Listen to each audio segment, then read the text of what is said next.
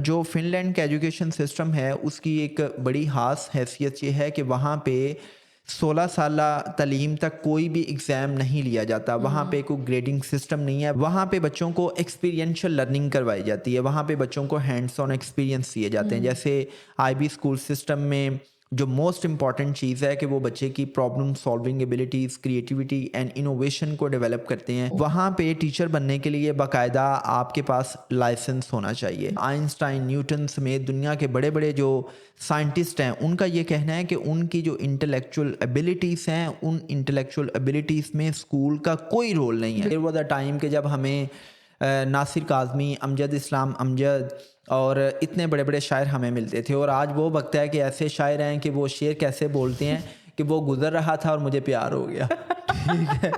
मुझे एक बात बताएं, क्या ये जुल्म नहीं है कि आप pre nursery, nursery, prep class के बच्चे का पेपर ले रहे हैं? जुल्म तो है। आप ग्रेड 1 के बच्चे का पेपर ले रहे हैं और फिर आप पोजीशंस अनाउंस कर रहे आप हैं देखें कि ना, ये बच्चा फर्स्ट पोजीशन पे है, ये सेकंड पे है, ये थर्ड पे है। यहाँ पे हम एक छोटी क्लास के बच्चे को फेल डिक्लेयर करते हैं और हम पीटीएम पे माँ बाप को इनवाइट करते हैं और हम एक साइड पे बच्चे को बिठाते हैं, दूसरी साइड पर हम माँ बाप को बिठाते हैं और हम कहते हैं कि जी आपका बच्चा तो इंतहाई नालायक है। चर्चिल ये कहता है कि एक टीचर जब क्लास में पढ़ाती है और पढ़ाने के बाद अगर उसको एग्ज़ाम लेना पड़ता है तो इसका मतलब है कि हमें उस टीचर की काबिलियत पर शक करना चाहिए, क्योंकि जब आपने एक चीज़ पढ़ा ली है तो आपको स्टूडेंट्स के साथ इंटरेक्शन से आइडिया हो जाता है कि एग्जैक्टली। लर्निंग कितनी हुई है। माया एंजेलो बड़ी खूबसूरत बात करती है कि वो कहती है कि I have learn people will forget what you did, people will forget what you said, but people will never forget how you made them feel. बिल्कुल। That's the reason कि हम देखते हैं कि जैसे ही एक टीचर क्लास में आती है तो बच्चे दुबक के बैठ जाते हैं। बच्चों बिल्कुल। को ऐसे लगता है कि जैसे हिटलर आ गया है। पाकिस्तान में इस वक्त 2.5 करोड़ बच्चा ऐसा है जो स्कूल से बाहर है, ऐसा ही और है। जो स्कूल में जाता है उसका भी बेड़ा गर्क हो जाता है।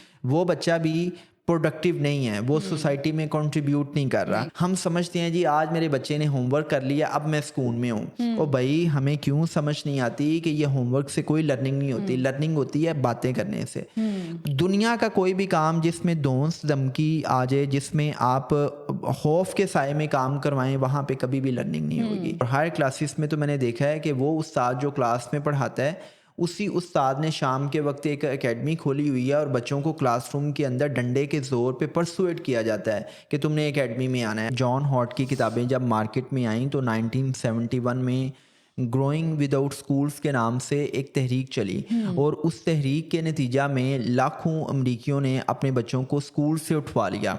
और फिर एक टर्म इंट्रोड्यूस हुई अनस्कूलिंग, और लेटर ऑन यही टर्म जो है वो होम स्कूलिंग की तरफ चलेगी। और जब एक सीईओ एजुकेशन का विजिट होता है या चेयरमैन बोर्ड का विजिट होता है तो एक स्कूल दूसरे स्कूल से उधार लेके साइंस लैब्स बना लेता है। वक्ती तौर पे एक साइंस लैब इस्टेब्लिश कर ली जाती है, या जो अमला आ रहा होता है चेकिंग वाला उनकी मुट्ठी गर्म की जाती है, एंड दैट्स इट। मैं कहता हूँ कि जिस स्कूल में प्लेग्राउंड नहीं है, जिस स्कूल में कोई लाइब्रेरी नहीं है, जिस स्कूल में साइंस लैब्स नहीं है, उस स्कूल को फौरी तौर पे सील किया जाना चाहिए। जो स्कूल ऑनर्स होते हैं, आप देखें कि इनका क्या रोल होता है स्कूल में। इनका एक ही रोल होता है कि अपनी जेबें कैसे गर्म करनी है।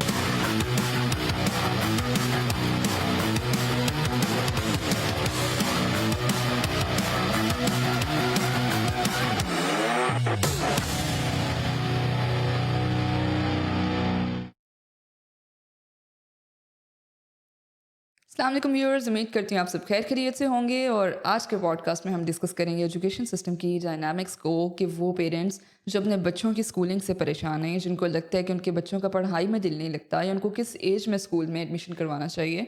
तो आज के पॉडकास्ट में ये सब बातें सिर्फ इसी के इर्द गिर्द रिवॉल्व करेंगी। और इस पर मज़ीद डिस्कशन करने के लिए हमारे साथ मौजूद हैं leadership trainer and life coach sir Yasir Arafat. तो चलें उनसे जानते हैं कि एजुकेशन सिस्टम पर उनके क्या इंसाइट्स हैं। अस्सलाम वालेकुम सर, कैसे हैं आप? वालेकुम सलाम, फ़ाइन। आप कैसी हैं जवेरिया? अल्हम्दुलिल्लाह मैं भी ठीक ठाक। अच्छा सर यासिर, देखें हमारे इर्द गिर्द जो माइनर्स हैं, जो यंगस्टर्स हैं, मुझे नहीं लगता कि वो स्कूल से कुछ लर्न कर रहे हैं। क्यों? क्योंकि घर आने के बाद उनके ऊपर मेन बर्डन होता है। जब उनको पता लगता है कि उन्होंने सारा दिन कुछ सीखा नहीं है या उनको कुछ समझ नहीं आया स्कूल में, तो आपको लगता है कि हमारा स्कूल सिस्टम यूज़फुल है? Well Javeria, it's an open ended question कि हमारा एजुकेशन सिस्टम यूज़फुल है या यूज़लेस है, इफेक्टिव है या इनफेक्टिव है। इस पे तो आज के पॉडकास्ट का पूरा थीसिस खड़ा है और इसमें हम सॉलिड आर्गुमेंट्स देंगे जी जी और हम अपनी एजुकेशन सिस्टम के ग्रे एरियाज़ को डिफ़ाइन करेंगे। And the grand scheme of things behind today's podcast is all about कि हम अपने पेरेंट्स को एजुकेट कर सकें बिल्कुल कि जब भी उन्होंने अपने बच्चे के स्कूल की सिलेक्शन करनी है तो एक अच्छे स्कूल का क्या क्राइटेरिया है, उनके बच्चों का स्कूल में दिल क्यों नहीं लगता। जैसे आपने बात की ना कि यंगस्टर्स का स्कूल में दिल नहीं लगता, तो यंगस्टर्स का तो स्कूल में दिल इसलिए भी नहीं लगता कि उनका दिल कहीं और लगा हुआ होता है। ऐसा ही है। So that was on a lighter note, but when it comes about an effective education system, तो obviously I always believe कि आपने जब भी किसी चीज़ की effectiveness या usefulness का अंदाज़ा लगाना होता है जी, तो आप उस सिस्टम के आउटकम्स को देखते हैं। जी, तो जी। अब अगर हमने पाकिस्तानी एजुकेशन सिस्टम की एवेल्यूएशन करनी है कि ये कितना यूज़फुल या यूज़लेस है, कितना इफेक्टिव या इनफेक्टिव है, तो उससे एक स्टेप पहले हमें ये अंडरस्टैंड करना पड़ेगा कि किसी भी एजुकेशन सिस्टम के ग्रेटर गोल्स क्या होते हैं। बिल्कुल। अब अगर मैं ग्लोबली या दुनिया के बेस्ट एजुकेशन सिस्टम का कंपैरेटिव एनालिसिस करते हुए किसी भी एजुकेशन सिस्टम के ग्रेटर गोल्स को आपके सामने रखूं, तो कोई भी एजुकेशन सिस्टम एक बच्चे की innate creativity, rational thinking, critical thinking, उसकी रीजनिंग, उसके लॉजिक को और उसकी जो प्रॉब्लम सॉल्विंग एबिलिटीज़ है उसको नर्चर करता है। बिल्कुल। नंबर 1। नंबर 2 ये है कि एक एजुकेशन सिस्टम एक बच्चे को एक कैरेक्टरफुल इंसान बनाने में हेल्प आउट करता है। एंड नंबर 3 कि वो एक बच्चे को एक कॉन्फिडेंट पर्सनैलिटी बनाने में हेल्पफुल होता है। Exactly. And the last but the most important factor कि जो एक एजुकेशन सिस्टम का ग्रेटर गोल होना चाहिए, इट मीन्स कि वो एक बच्चे को सेल्फ एक्चुअलाइज्ड करता है कि वो बच्चा जो किसी स्कूल में जाता है तो वो एक टाइम पीरियड के बाद इतना सेल्फ एक्चुअलाइज्ड हो जाता है, इतना खुद शनास हो जाता है कि उसको अपने मकसद हयात का पता चलता है। जैसे वो अमेरिकन एजुकेशनिस्ट जॉन हॉल्ट, जिसका मैं बहुत बड़ा हामी हूँ उसकी एजुकेशनल फ़िलासफ़ी का, वो ये कहता है कि मैं उस एजुकेशन सिस्टम को दुनिया का बदतरीन फजूल तरीन एजुकेशन सिस्टम कहता हूँ कि जो एक बच्चे को सेल्फ एक्चुअलाइज नहीं करता। आई मीन कि अगर एक तालीमी निज़ाम बच्चे को कैरेक्टरफुल इंसान नहीं बनाता, एक बच्चे को कॉन्फिडेंट पर्सनैलिटी बनाने में हेल्प आउट नहीं करता, एक बच्चे को खुद शनासी में हेल्प आउट नहीं करता, एक बच्चे की innate creativity, rational thinking, logical reasoning और प्रॉब्लम सॉल्विंग एबिलिटीज़ को नर्चर नहीं करता, तो वो दुनिया का बदतरीन और एक नाकाम एजुकेशन सिस्टम है। तो अब मैं आपसे ये क्वेश्चन पूछता हूँ कि मुझे ये बताएं कि क्या पाकिस्तानी तालीमी निज़ाम ये सारे के सारे आउटकम्स प्रोवाइड कर रहा है या नहीं कर रहा? बिल्कुल भी नहीं कर रहा। बिल्कुल भी नहीं कर रहा। क्यों? हमारी एबिलिटीज़ को वहीं पर स्टॉप कर दिया जाता है। यस। अब देखें, अगर आप देखें तो एक बच्चा पैदाइशी तौर पर जितना क्रिएटिव है उससे ज़्यादा क्रिएटिव नहीं हो सकता। एक बच्चे के अंदर पैदाइशी तौर पर जितनी लर्निंग एजिलिटी है, जितनी क्यूरोसिटी है, उतनी क्यूरोसिटी कभी हो ही नहीं सकती। और एक बच्चा पैदाइश के साथ ही जितना कैरेक्टरफुल होता है, जितना उसके अंदर कॉन्फिडेंस होता है, उससे ज़्यादा वो कॉन्फिडेंट नहीं हो सकता। लेकिन हम देखते हैं कि एट द मोमेंट बच्चा स्कूल की टेरिटरी में, स्कूल प्रेमिसेस में एंटर हुआ है, तो उसकी जो इननेट क्रिएटिविटी, रैशनल थिंकिंग, उसकी जो लॉजिकल थिंकिंग है, उसकी जो प्रॉब्लम सॉल्विंग एबिलिटीज़ हैं, उसका जो कैरेक्टर है, उसका जो कॉन्फिडेंस है, वो नर्चर होने के बजाय वो क्या होता है, पैरिश हो जाता है। तो इट मीन्स के तालीमी निज़ाम के जो आउटकम्स हैं वो तो 0 हैं, 0/0 हैं। दूसरी चीज़ ये है कि अगर हम दुनिया के बेहतरीन तालीमी सिस्टम्स का कंपैरेटिव एनालिसिस करें तो पता ये चलता है the world is talking about 4 C's। दुनिया बात कर रही है क्रिएटिविटी एंड इनोवेशन की। The world is talking about collaboration, the world is talking about communication, right, the world is talking about critical thinking. अब ये सारी की सारी चीज़ें तो हमारे तालीमी निज़ाम में मिसिंग है और हमारे तालीमी निज़ाम का एक ही आउटकम है कि बच्चा नंबर कितने ले रहा है, राइट। बिल्कुल सर, ये तो आपने बात की स्कूल सिस्टम की पुअर फंक्शनिंग पे कि बच्चों की एबिलिटीज़ राइज होने की बजाय डिमाइस की तरफ आ जाती हैं। बट आपको नहीं लगता कि वो पेरेंट्स जो अपने बच्चों को बहुत अर्ली एज इसमें स्कूल भेजते हैं, वो बजाते खुद उनके साथ बहुत जुल्म करते हैं? बिल्कुल, बहुत बड़ा जुल्म है। I endorse your statement and it's a child abuse. आप एक मासूम से नन्हे-मुन्ने से बच्चे को जिसकी उम्र अभी 2.5 साल है, 3.5 साल है, आप उस पर शाउट करते हैं, आप उसको सुबह-सुबह थप्पड़ रसीद कर रहे हैं और आप उसको उठा रहे हैं। आप उस मासूम से बच्चे को यूनिफ़ॉर्म पहना के स्कूल भेजते हैं और क्लासरूम में वो एक ऐसे कंट्रोल्ड एनवायरनमेंट में जहाँ पे उसको सांस लेने की तो इजाज़त है, लेकिन वहाँ पर वो अपनी मर्ज़ी से कोई काम नहीं कर सकता। बिल्कुल। और आप ये समझते हैं कि आपके बच्चे की तलीम व तरबियत हो रही है, तो आप दुनिया के अहमक तरीन इंसान हैं। देखें जवेरिया, बात ये है कि पाकिस्तानी एजुकेशन सिस्टम में 2.5 साल से 3.5 साल का बच्चा प्री नर्सरी में, जिसको हम प्ले ग्रुप भी कहते हैं, या जूनियर मॉन्टेसरी में एडमिशन लेता है। 3.5 साल से 4.5 साल की उम्र का बच्चा नर्सरी में या मॉन्टेसरी में एडमिशन लेता है। जी, जी। अब मेरा आपसे ये क्वेश्चन है कि इतनी छोटी सी उम्र में वो एक कंट्रोल्ड इन्वायरमेंट में क्या सीखेगा? वो कुछ भी नहीं सीख सकता। उसको सिर्फ़ और सिर्फ़ आप ओबीडियंस ही सिखाते हैं। बिल्कुल। जैसे वो नोम चॉम्स्की कहता है ना, Noam Chomsky basically John halt के एजुकेशनल फ़िलॉसफ़ी का बहुत बड़ा प्रोपोनेंट है। जी, जी। और वो ये कहता है कि जो हमारा एजुकेशन सिस्टम है या जो हमारा स्कूलिंग सिस्टम है, वो एक बच्चे को सिर्फ़ और सिर्फ़ ओबीडिएंट बनना सिखाता है। वो सिर्फ़ आपको ये सिखाता है कि आपने अथॉरिटी के अहकामात को कैसे एक्सेप्ट करना है, बिल्कुल। राइट? मेरा इस हवाले से ये साफ़िया नज़र है कि दुनिया की जो बेस्ट लर्निंग है वो घर पर होती है। दुनिया का जो बेस्ट करिकुलम है वो आपका घर है। बिल्कुल। दुनिया की जो बेस्ट टेक्स्ट बुक है वो आपका घर है। वो कैसे है? देखें जवेरिया, जब भी एक बच्चा इस दुनिया में आता है तो उसकी 4 फितरी ज़रूरियात होती हैं। उसकी इंटेलेक्चुअल नीड्स हैं, उसकी इमोशनल नीड्स हैं, उसकी फिज़िकल नीड्स हैं और उसके साथ साथ उसकी सोशल नीड्स हैं। When it comes about intellectual and emotional needs, तो वो घर जहाँ पे एक माँ अपने बच्चे के साथ रिफ्लेक्टिव कॉन्वर्सेशन करती है, जहाँ पर माँ बाप अपने बच्चे के साथ गपशप लगाते हैं, जहाँ पर माँ बाप अपने बच्चे को अनकंडीशनल प्यार, मोहब्बत और तवज्जो देते हैं, वहाँ पर एक बच्चे की जो इननेट क्रिएटिविटी है, रैशनल थिंकिंग है, लॉजिकल थिंकिंग है, प्रॉब्लम सॉल्विंग एबिलिटीज़ हैं, वो नर्चर होती हैं, बिल्कुल, राइट? ऐसा ही। लेकिन एक छोटे से बच्चे को आप अपने गले से उतार के आप स्कूल के हवाले कर दें और आप ये समझें कि उस बच्चे की इमोशनल नीड्स पूरी होंगी या उस बच्चे की इंटेलेक्चुअल नीड्स पूरी होंगी, तो ऐसा बिल्कुल भी नहीं है। क्यों? क्योंकि हमारे एजुकेशन सिस्टम में जो क्लासरूम्स हैं वहाँ पर सबको एक ही छड़ी से हाँका जाता है। और जब मैं बात करता हूँ कि हमारे क्लासरूम्स में सभी स्टूडेंट्स को एक ही छड़ी से हाँका जाता है, तो इसका मतलब ये है कि हमारे टीचर्स एक बच्चे की इंडिविजुअलिटी को एक्सेप्ट नहीं करते। वो उसके टैलेंट को, उसकी नेचुरल इंटेलिजेंस को अंडरस्टैंड नहीं करते।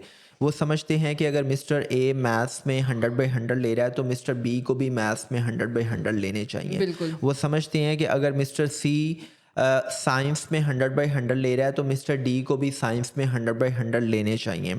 देखें जवेरिया, इस हवाले से हार्वर्ड गार्डनर की बड़ी अच्छी किताब है फ्रेम्स ऑफ माइंड। उसमें उसने बताया है कि दुनिया में हर बच्चे की इंटेलिजेंस डिफरेंट होती है। बिल्कुल। कुछ बच्चे ऐसे हैं कि जिनके अंदर इंटरपर्सनल इंटेलिजेंस होती है, ये बच्चे बहुत अच्छे आइडियाज़ देते हैं। जी। कुछ बच्चे इंटरपर्सनल इंटेलिजेंस के मालिक होते हैं, ये बच्चे बहुत अच्छे से कम्युनिकेट करते हैं, ये बच्चे बहुत अच्छी सोशल स्किल्स रखते हैं। कुछ बच्चों के अंदर डेटा इंटेलिजेंस है, न्यूमेरिकल इंटेलिजेंस है, ये बच्चे डिजिट्स में बहुत अच्छे होंगे, ये बच्चे प्रॉब्लम सॉल्विंग में बहुत अच्छे होंगे।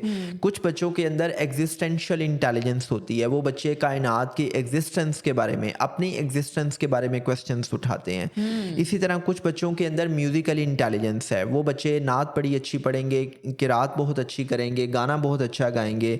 कुछ बच्चों के अंदर काइनेस्थेटिक इंटेलिजेंस होती है, वो बच्चे स्पोर्ट्स में बहुत अच्छे होते हैं, उनकी माइंड और बॉडी की कोऑर्डिनेशन बहुत अच्छी हो गई। यही वो बच्चे हैं कि जो डांस बहुत अच्छा करते हैं, राइट? अच्छा, कुछ बच्चे ऐसे हैं जिनके अंदर लिंग्विस्टिक इंटेलिजेंस होगी, वो तहरीर बड़ी अच्छे लिखेंगे। कुछ बच्चों के अंदर वर्बल इंटेलिजेंस होगी।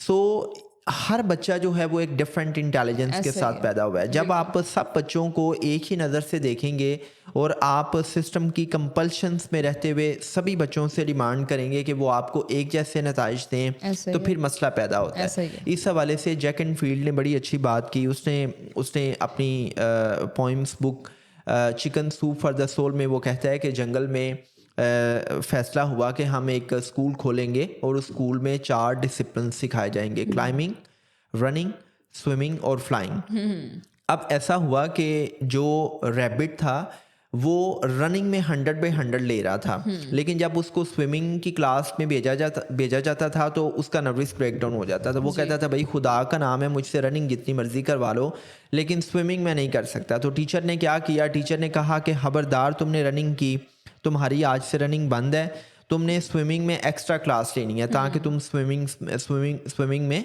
अच्छा परफॉर्म कर सको। Exactly. अच्छा, फिर क्या हुआ कि जी जो स्क्विल थी वो क्लाइंबिंग में 100/100 लेती थी, लेकिन जब उसको कहा जाता था तुमने स्विमिंग करनी है या फ्लाइंग करनी है तो वो क्लैप्स कर जाती थी। उसमें उसके 0 नंबर आते थे और टीचर उसको कान पकड़ाती थी, पनिश करती थी, उसके पेरेंट्स को कॉल करती थी कि ये देखें ये क्लाइंबिंग में 100/100 ले रही है लेकिन स्विमिंग में और फ्लाइंग में ये 0 ले रही है, इसको समझाएं। और वो उसको फेंटी लगाई जाती थी। Exactly. और वो रोती थी, वो कहती थी कि भाई मैं डिप्रेशन में चली जाऊंगी, प्लीज़ मुझसे आप ये ना करवाएं, स्विमिंग ना करवाएं, फ्लाइंग ना करवाएं। जी, अच्छा, जी। जो था ना फिश और डक थी वो स्विमिंग में 100/100 लेती थी, लेकिन जब फिश को कहा जाता था तुमने फ्लाइंग करनी है तो फिश कहती थी भाई मैं फ्लाइंग तो नहीं कर सकती। और टीचर उसको इस बात पे सजा देती थी, इस बात पे सारी क्लास के सामने उसको ह्यूमिलिएट किया जाता था, उसकी तस्लील की जाती थी। अब आते हैं क्लास के बैड चाइल्ड की तरफ। Eagle was a bad child. Eagle bad child क्यों था कि ईगल जो है वो अपनी मर्जी से फ्लाइंग करता था। टीचर कहती थी कि मैं इसको कहती हूँ कि तुम पहले दरख्त पर क्लाइंब करो, क्लाइंब करके फिर तुम फ्लाइंग करो, लेकिन ये अपनी मर्जी करता है, ये मेरी बात नहीं मानता। तो ये जो मैंने बात कही ना कि वो नॉम चॉम्स्की कहता है कि हमारे क्लासरूम्स में बच्चों के अंदर ओबीडियंसी डेवलप की जाती है। Exactly. कि बच्चा अथॉरिटी को कितना एक्सेप्ट करता है, बच्चा आपकी बात कितनी मानता है, आपकी ताबे फरमानी कितनी करता है। ये जो स्लेव मेंटालिटी है ना, ये हमारी क्लासरूम्स में डेवलप होती है। बिल्कुल ऐसा है। आप एक बच्चे को गुलाम बना देते हैं क्लासरूम्स में। गुलाम कैसे बनाते हैं कि बच्चे को सवाल करने की इजाज़त नहीं है, बच्चे को वो काम करने की इजाज़त नहीं है जिस काम में उसकी दिलचस्पी है। बिल्कुल। ये जो हम बात करते हैं ना दुनिया के बेस्ट एजुकेशन सिस्टम की, तो उसमें जवेरिया स्टूडेंट सेंटर्ड लर्निंग होती है, उसमें टीचर सेंटर्ड लर्निंग नहीं होती। उसमें ये नहीं होता कि एक टीचर आएगी क्लासरूम में वाइट बोर्ड पे लिखेगी और जो उसने लिख दिया और स्टूडेंट्स ने उसको कॉपी कर ली है, स्टूडेंट्स रॉट लर्निंग करेंगे और अगले दिन आके वो फर टीचर को सुना देंगे और टीचर क्लास में क्लैपिंग करवाएगी कि ये कितनी ज़हीन बच्ची है या कितना ज़हीन स्टूडेंट है। ऐसा ही है। ऐसा नहीं होता। उसमें स्टूडेंट सेंटर लर्निंग होती है। स्टूडेंट सेंटर लर्निंग का मतलब ये है कि एक बच्चे के लर्निंग स्टाइल को अंडरस्टैंड किया जाता है। जी। एक बच्चे को इजाज़त होती है कि वो अपनी मर्ज़ी से जिस अंदाज से सीखना चाहता है वो सीखे। नंबर 1, स्टूडेंट सेंटर लर्निंग का मतलब ये है कि आप रिफ्लेक्टिव कॉन्वर्सेशन करते हैं, आप क्वेश्चंस उठाते हैं, आप बच्चों के क्वेश्चंस को एड्रेस करते हैं। उसमें ये नहीं होता कि आपने क्लास में आते ही बच्चों की फीलिंग्स को, बच्चों की इमोशनल स्टेट को अंडरस्टैंड किए बगैर आपने ताबड़तोड़ एक इल्मी हमला कर दिया है। जैसे गोलों की बम्बार्डमेंट होती है ना, तो आपको नहीं पता चलता कि गोला कहाँ कहाँ से आ रहा है। Exactly. इसी तरह क्लासरूम्स में बच्चे अपनी एक ख़ास इमोशनल स्टेट में हैं, उनकी कुछ फीलिंग्स हैं और एक टीचर आता है तो वो इल्मी बम्बार्डमेंट करना शुरू कर देता है। उसके लिए कोर्स को कवर करना ज़्यादा इंपॉर्टेंट होता है, कोर्स को डिस्कवर करना इंपॉर्टेंट नहीं होता।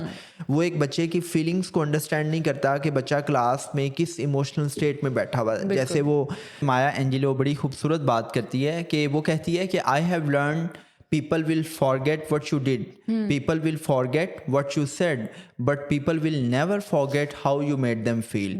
That's the reason कि हम देखते हैं कि जैसे ही एक टीचर क्लास में आती है तो बच्चे दुबक के बैठ जाते हैं। बच्चों को ऐसे लगता है कि जैसे हिटलर आ गया, राइट? बच्चों को ऐसे लगता है कि जैसे स्टालिन और वो मिसोलिनी आ गया, राइट?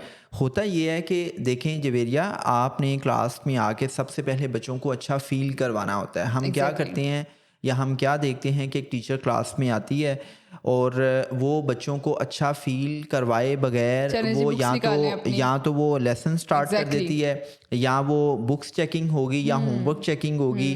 वो ये नहीं देखती कि एक बच्चा क्लास में अगर वरिड बैठा हुआ है, एक बच्चा अगर गुमसुम बैठा हुआ है, एक बच्चा अगर दुबक के बैठा हुआ है, एक बच्चा अगर परेशान दिखाई दे रहा है, स्ट्रेसफुल दिखाई दे रहा है, तो इसकी क्या वजह हो सकती है। उसका एक ही मुद्दा और मकसद है कि उसने बस कोर्स को कवर करना है। गो कि इसमें सिस्टम की कंपल्शंस हैं, लेकिन आई ऑलवेज बिलीव कि आप लर्निंग उस वक्त करवा सकते हैं जब आप अपने स्टूडेंट्स को अच्छा फील करवाएंगे। आप अपने स्टूडेंट्स को अच्छा फील करवाए बगैर कभी भी लर्निंग नहीं करवा सकते। जो मैंने पहले बात कही ना, बल्कि मैंने पहले नहीं कही, मैं अभी कह रहा हूँ कि फियरफुल माहौल के अंदर कभी भी लर्निंग नहीं होती। वो टीचर्स जो ये कहते हैं ना कि मैं तो क्लास में जाती हूँ तो बच्चे तो दुबक के बैठ जाते हैं, बच्चों की क्या जुर्रत है कि वो मतलब बात करके दिखा दें। मेरी क्लास में तो पिन ड्रॉप साइलेंस होती है। मैं कहता हूँ वो दुनिया की बदतरीन क्लास होती है कि जहाँ पर टीचर के आने पे पिन ड्रॉप साइलेंस हो जाती है, जहाँ पे बच्चों को बात करने का मौका नहीं मिलता। वहाँ पे बच्चे क्या कोलैबोरेशन सीखेंगे, वहाँ पे बच्चे क्या कम्युनिकेशन सीखेंगे, वहाँ पे बच्चों की जो लर्निंग एजिलिटी है, जो क्यूरोसिटी है, वो क्या नर्चर होगी। क्योंकि जो लर्निंग एजिलिटी और क्यूरोसिटी को नर्चर करने का एक ही तरीका है कि आप बच्चों के साथ रिफ्लेक्टिव कॉन्वर्सेशन करें, आप उनके साथ गपशप लगाएं, आप बच्चों को रिफ्लेक्टिव मोड पे लेके आएं। और रिफ्लेक्टिव मोड पे लेके आने के लिए क्वेश्चंस उठाना पड़ते हैं, लेकिन यहाँ पे मसला ये है कि सवाल करने की इजाज़त नहीं है। और अगर किसी ने क्वेश्चन कर दिया है तो फिर सारी क्लास के सामने हम उसको ह्यूमिलिएट करेंगे। और फिर मोस्टली हमने ये देखा है कि टीचर्स क्या करते हैं कि क्वेश्चंस उस बच्चे से पूछेंगे जिस बच्चे को उस क्वेश्चन का जवाब नहीं आता, जिसके बारे में उनको पता होता है कि ये तो इस सवाल का जवाब नहीं दे सकता। और इस क्वेश्चनिंग के दौरान अगर एक बच्चा कहते ना कि मैडम मुझे इस सवाल का जवाब आता है, तो वो टीचर की तरफ से क्या स्टेटमेंट बोली जाती है, नहीं नहीं उसामा तुम्हें तो आता है, तुम नहीं बताओगे, ये अहमद बताएगा, ये जो नलायक नकम्मा हड हराम है ये बताएगा। और जब वो उसका जवाब नहीं बता पाता तो फिर सारी क्लास के सामने उसको ह्यूमिलिएट किया जाता है, उसकी तस्लील की जाती है, उसकी वॉट लगाई जाती है। और यकीन माने कि बहुत से बच्चे सिर्फ इस वजह से स्कूल नहीं जाना चाहते, इस वजह से वो अपनी तालीम जारी नहीं रखना चाहते कि वो समझते हैं कि क्लासरूम्स में उनकी जो सेल्फ रिस्पेक्ट है उसको टार्निश किया जाता है, उसको तार तार किया जाता है, उनकी जो सेल्फ इस्टीम है वो नर्चर नहीं होती। वो समझते हैं कि क्लासरूम एक ऐसा इन्वायरमेंट है कि जहाँ पे उनकी तस्लील की जाती है, राइट। और उसी तस्लील की बुनियाद पे फिर बहुत से बच्चे बुलिंग करते हैं, बहुत से बच्चे फिर आई मीन हैबिचुअली और इंटेंशनली उस बच्चे को टीज कर रहे होते हैं। तो मतलब ये कुछ ऐसी चीज़ें हैं कि जो हमें अंडरस्टैंड करनी पड़ेगी कि बुलिंग में टीचर्स का हाथ होता है। देखें जवेरिया, जब एक बच्चे को टॉन्ट किए जाते हैं, आपको पता है कि मैंने तो देखा है कि मैं चूँकि एजुकेशन इंडस्ट्री से कहीं ना कहीं कनेक्टेड रहता हूँ, हमारे स्कूल कॉलेजेस में बहुत से टीचर्स बच्चों को जानबूझ के इतना टॉन्ट मारते हैं, इतनी तस्लील करते हैं कि जब टीचर क्लास से चला जाता है तो क्लासरूम्स में भी काफ़ी ग्रुपिंग होती है और एक ग्रुप दूसरे ग्रुप को फिर टीज करता है, एक ग्रुप दूसरे ग्रुप को ह्यूमिलिएट करता है, जुमले कसता है, आवाज़ें लगाता है। और ज़रूरी नहीं है कि बुलिंग नॉन वर्बली हो, बुलिंग वर्बली भी हो सकती है। Very true. जो मैंने कहा है ना कि एक ग्रुप दूसरे ग्रुप पे जुमले कसता है, और हमारी ग्रुपिंग इसलिए भी होती है कि उसके पीछे भी एक जेलेसी फैक्टर होता है। और जेलेसी फैक्टर क्यों पैदा होता है कि क्लास में कुछ बच्चे टीचर्स के फेवरेट होते हैं और कुछ बच्चे टीचर्स की जो है ना वो हिट लिस्ट पर होते हैं। जो बच्चे टीचर्स के फेवरेट होते हैं वो बच्चे होते हैं किताबी कीड़े, जो अच्छे नंबर लेते हैं, जो ताबे फरमान होते हैं। आपने वो 3 इडियट मूवी देखी? अच्छा, मैं पेरेंट्स से ये रिक्वेस्ट करूंगा कि आप एटलीस्ट वो 3 इडियट मूवी देखें। उस मूवी से आपको बहुत कुछ सीखने को मिलेगा कि चलें खैर अगर देख लेंगे तो कुछ ना कुछ सीखने को मिल जाएगा। सो ये जो बुलिंग है इसमें टीचर्स का भी इस हवाले से रोल होता है कि जब आप एक बच्चे को टॉन्ट मारते हैं, आप एक बच्चे की तस्लील करते हैं, तो जो अपोनेंट ग्रुप होता है वो फिर उस टॉन्ट को, उस तस्लील को अपनी फेवर में यूज़ करता है और उसको उस बच्चे को कांस्टेंट टीज किया जाता है, वर्बली नॉन वर्बली। अच्छा सर, यासिर, जो स्कूल ऑनर्स होते हैं आप देखें कि इनका क्या रोल होता है स्कूल में, ये हमारे स्कूल के इनका एजुकेशन रोल सिस्टम होता के है क्राइटेरिया को किस तरह से बेटर जी, बना सकते इनका एक ही रोल होता है कि अपनी जेबें कैसे गर्म करनी है। अब देखें, ये बड़ी मैंने तल्ख बात कह दी है, और यहाँ इस बात की वजह से बहुत से जो स्कूल ऑनर्स हैं वो मुझे क्रिटिसाइज़ भी करेंगे, लेकिन ये एक बहुत बड़ी रियलिटी है। बिल्कुल इस वक्त जो तालीम है ये एक कमोडिटी है। जैसे आपने मोबाइल फ़ोन परचेज़ करना है तो आपको पैसा चाहिए, इसी तरह अगर आपने तालीम हासिल करनी है तो education has become no a commodity. Exactly और ये जो स्कूल ऑनर्स हैं, ये स्कूल ऑनर्स जो मॉडर्न वर्ल्ड है, मॉडर्न वर्ल्ड की फ़िलॉसफी है मटेरियलिज़म, कि आपने ज़्यादा से ज़्यादा पैसा कैसे कमाना है, ऐसे राइट? आपने माँ बाप की जेबों से ज़्यादा पैसा कैसे निकलवाना है। यहाँ पे तालीम पर फोकस नहीं हो रहा, यहाँ पे फोकस हो रहा है कि हमने स्कूल्स खोल के ज़्यादा से ज़्यादा That's पैसा true. कैसे कमाना है। That's फॉर एग्जांपल छोटी छोटी मिसालें हैं कि आप जब एक स्कूल खोलते हैं तो आप के पास क्या क्राइटेरिया होता है टीचर्स की रिक्रूटमेंट के हवाले से। आप सस्ती से सस्ती टीचर्स को हायर करते हैं, ऐसा ही है राइट? बिल्कुल आप 5,000 से लेके 10,000 15,000 में एक टीचर को हायर करते हैं। आपको जहाँ पे 15 टीचर्स की ज़रूरत है जी वहाँ जी पे आप 7 टीचर से काम चला रहे हैं। आप ऐसा एक ही है टीचर से 7-7 8-8 पीरियड्स जो है वो पढ़वा रहे हैं। जी जी इसी तरह स्कूल के अंदर ही एक कैंटीन है, स्कूल के अंदर ही एक यूनिफॉर्म शॉप है जहाँ से आपको स्टेशनरी भी मिलेगी, जहाँ से आपको यूनिफॉर्म भी मिलेगा। स्कूल की कैंटीन भी एक बिजनेस का ज़रिया है। सो जो हमारा एजुकेशन सिस्टम है बेसिकली ये मार्केट फोर्सेस के नरगे में है, और मार्केट फोर्सेस डिफाइन करती हैं कि कौन सा स्कूल अच्छा है और कौन सा स्कूल बुरा है। बिल्कुल अब मार्केट फोर्सेस किस बुनियाद पे डिफाइन करती हैं कि कौन सा स्कूल अच्छा है? वो स्कूल जहाँ पे A+ ग्रेड लेने वाले बच्चों की तादाद ज़्यादा होगी वो स्कूल अच्छा है। बिल्कुल और यहाँ पे भी मैं आपको बताऊँ कि इस सिस्टम का दोगलापन, कि लेट्स से कि अगर एक स्कूल में 1000+ स्टूडेंट्स पढ़ते हैं और उन 1000 स्टूडेंट्स में 50 स्टूडेंट्स ऐसे हैं जो A+ ग्रेड ले लेते हैं, ऐसा ही है तो आप क्या करते हैं? आप अपने स्कूल के बाहर या शहर की मेन सड़कों चौराहों पर बड़े बड़े बिलबोर्ड्स लगा के उन स्टूडेंट्स की तस्वीर अवेदा करते हैं और आप लिखते हैं कि जी फ़लाँ स्कूल के इतने स्टूडेंट्स ने A+ ग्रेड ले लिया। लेकिन आपने कभी ये नहीं बताया कि उसी स्कूल में पढ़ने वाले बहुत से बच्चे ऐसे हैं कि जो बेसिक लेवल के एग्ज़ाम्स को क्वालिफाई नहीं कर सके, जो फेल हो चुके हैं। आपने कभी ये नहीं बताया कि इस स्कूल से निकलने वाले कितने बच्चे ऐसे हैं जो साइंटिस्ट बने हैं, कितने बच्चे ऐसे हैं जिन्होंने कोई इनोवेशन की है, कितने बच्चे ऐसे हैं जिन्होंने कोई स्टार्टअप किया है, कितने बच्चे ऐसे हैं कि जो एंटरप्रेन्योरशिप की तरफ गए हैं। बिल्कुल आपका ज़्यादा से ज़्यादा जो एक क्लेम होगा वो ये होगा कि जी हमारे इतने बच्चे मेडिकल कॉलेज में चले गए हैं और इतने बच्चे ऐसे हैं जो इंजीनियरिंग यूनिवर्सिटी में चले गए बिल्कुल हैं, ऐसा और इसमें आपका कोई कमाल नहीं होता, बिल्कुल क्योंकि वो बच्चा कि जिसने पढ़ाई करनी है उसने पढ़ाई करनी है। वो बच्चा जो किताबी कीड़ा है जिसने रोट लर्निंग कर कर के नंबर लेने हैं, और उसके नंबर लेने का एक ही मुद्दा और मकसद है कि किसी भी तरीके से मैं मेडिकल कॉलेज में इंजीनियरिंग यूनिवर्सिटी में एडमिशन ले लूँ। और उसके पीछे भी थॉट प्रोसेस क्या है कि उसके माँ बाप ने उसको पहले दिन से बताया है कि तुमने डॉक्टर बनना है या तुमने इंजीनियर बनना है। बिल्कुल तो इसमें आप के स्कूल की क्या परफॉर्मेंस है, मतलब आपको खुद देखना पड़ेगा ना। Exactly. फिर आप देखें कि ये जो स्ट्रीट स्कूल्स हैं, और स्ट्रीट स्कूल से छोड़ के ये जो हम थोड़े से मिडिल लेवल के स्कूल्स हैं, आप वहाँ पे देखें क्या उन स्कूल्स में लाइब्रेरीज हैं, क्या उन स्कूल्स में साइंस लैब्स हैं, क्या उन स्कूल्स में प्लेग्राउंड्स हैं? नहीं मैं कहता हूँ कि जिस स्कूल में प्लेग्राउंड नहीं है, जिस स्कूल में कोई लाइब्रेरी नहीं है, जिस स्कूल में साइंस लैब्स नहीं है, उस स्कूल को फौरी तौर पे सील किया जाना चाहिए।